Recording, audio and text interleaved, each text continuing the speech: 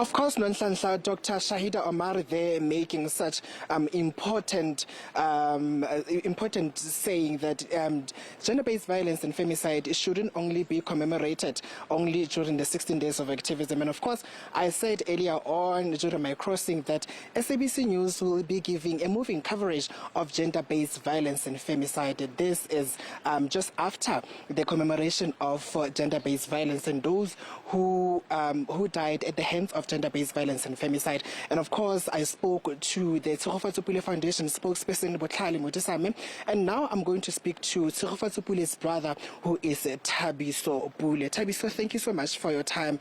I'm sure the brutal murder of your sister Tshegofatso is a pain that will forever live with you and the whole family. Usually it is. You know, sometimes when you talk to we discuss this kind of things at home, especially with my mother, sometimes you need to hold back because of that's where it hurt her the most. So you have to come up with other ways of striking a conversation, a nice conversation, until there's another gender-based violence suicide case. That's when she said, "Oh, another person has passed on," and then it hold us back. And then for me, as a brother to Tshego, I hold back for 5 years.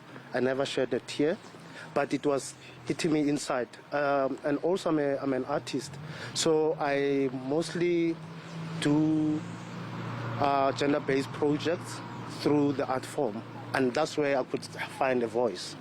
Yeah. And of course, if I can take you back, Thabiso, if you may allow me, if you can describe Tshegofatso, how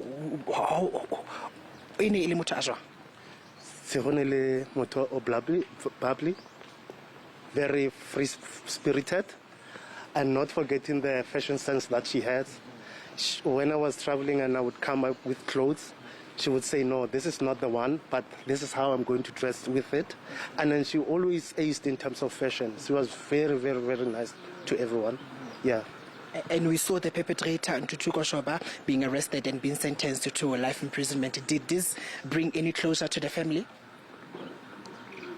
To be honest, for us it did not. It did not because of... Remember, Tshego was 8 months pregnant, and then when we look at the next door neighbor who has a child, we look at that child and say, "Come on, would have been this age." So it always brought us back to what hurt us most, that we lost 2 people, Tshego and Kamano also. So it always we always have a tainted heart that is always go on with us. Yeah. And maybe if you can just tell us in detail, what do you think can be done? Because I think a lot has been done. Campaigns have been done. People have been marching against the gender-based violence and femicide. What do you think more can be done in order to fight the scourge? I think we can talk about it, but action is more important. From the police stations, I've been part of Tshegofatso Pule Foundations, and we realized that the police, they don't have proper training for that. And victims, when they go to police station, they come back, and then it's the same story that we are turned back, that we have to fix our problems and come back. There's a lot of cases like that, and then it's not going on, you know. It's not solidifying everything that we want to do as a foundation and also as a family. And for us, luckily we have Tumisang, who's a lawyer who took us step back, and all the supports. So we imagine those who doesn't have anything. So it's going to be more harder for them to understand the law, to understand everything. So it's not. I think mostly it's action needs to be taken to place. Hard sentences needs to be implemented. Not just 25 years or just like the show that did. They should have that kind of a harsh sentences, to say maybe 4 life sentences, so that also before someone does that, they could think clearly. And most important is the education part of it, because of we realize that gender-based violence and femicide happens in a spike of 16 days. Yeah. It rises. Yeah. And then I think it's not going to be only just for the 16 days, but it needs to be proper assessment and also education, whether it's schools, whether it's private sector, whether anywhere, and government sector, it should be a priority. Yeah. Thabiso, thank you so much for your time.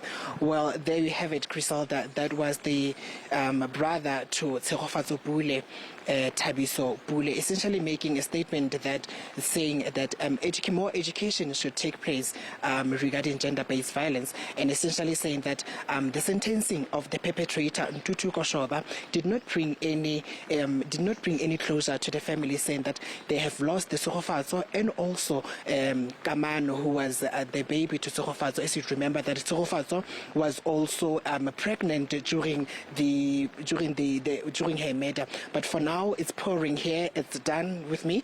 I will be handing over to my colleague Lerato Makola.